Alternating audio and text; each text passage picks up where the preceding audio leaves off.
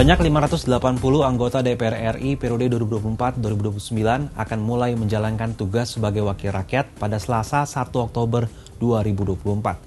Mereka akan bekerja bersama pemerintahan Prabowo Subianto Gibran Rakabuming Raka yang akan dilantik 20 Oktober mendatang. Lantas bagaimana komposisi DPR RI periode 2024 hingga 2029 ini?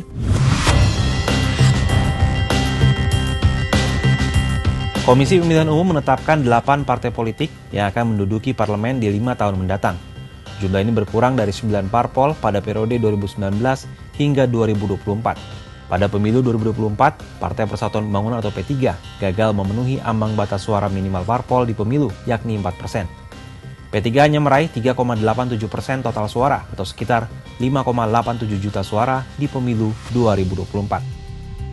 Adapun 8 parpol yang berhasil lolos ialah PDIP dengan total 110 kursi DPR, Golkar 102 kursi, Gerindra 86 kursi, Nasdem 69 kursi, PKB 68 kursi, PKS 53 kursi, PAN 48 kursi, dan Demokrat 44 kursi. Kedelapan parpol inilah yang akan menjadi perwakilan rakyat di legislatif selama 5 tahun mendatang. Dari 580 anggota DPR ini, ada sejumlah nama yang meraih jumlah suara yang cukup besar. Siapa saja mereka? Politisi PDIP Said Abdullah berhasil meraih suara tertinggi di pemilu 2024, yakni 528.815 suara. Posisi kedua adalah Deddy Mulyadi dari Partai Gerindra dengan 375.658 suara.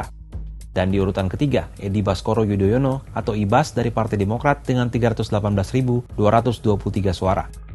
Di posisi keempat ada Hilary Brigita Lasut dari Partai Demokrat dengan 310.780 suara. Diikuti politisi Golkar Airin Rahmidiani dengan 302.878 suara. Setelah dilantik, selanjutnya para anggota DPR RI ini akan menentukan siapa yang akan menjadi pimpinan DPR. Seperti apa aturan dan mekanismenya? Aturan pemilihan Ketua DPR diatur dalam Undang-Undang Nomor 2 Tahun 2018 tentang MPR, DPR, DPRD, dan DPD. Secara spesifik, aturan soal itu tertuang dalam Pasal 427D. Pada ayat 1 poin A menyebut bahwa pimpinan DPR terdiri dari 1 orang ketua dan 4 wakil ketua yang ditentukan berdasarkan perolehan kursi terbanyak di DPR. Partai yang memiliki kursi terbanyak pertama berhak mendapatkan posisi ketua DPR.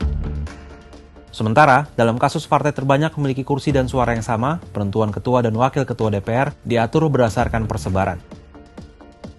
Jika merujuk aturan ini bisa dipastikan bahwa legislator PDIP yang akan memimpin kembali DPR diikuti 4 wakil dari parpol lain sesuai dengan urutan peraih kursi terbanyak di DPR. Menarik tentunya untuk melihat seperti apa sepak terjang 580 anggota DPR selama 5 tahun ke depan. Publik tentunya menanti kerja-kerja DPR bisa mengedepankan kepentingan rakyat, bukan kepentingan pribadi. Karena mereka adalah perwakilan rakyat yang telah diberi kepercayaan untuk menduduki kursi parlemen. Kalau menurut sahabat Kompas gimana? Seperti apa kira-kira kinerja wakil rakyat yang baru ini? Akankah mengalami peningkatan?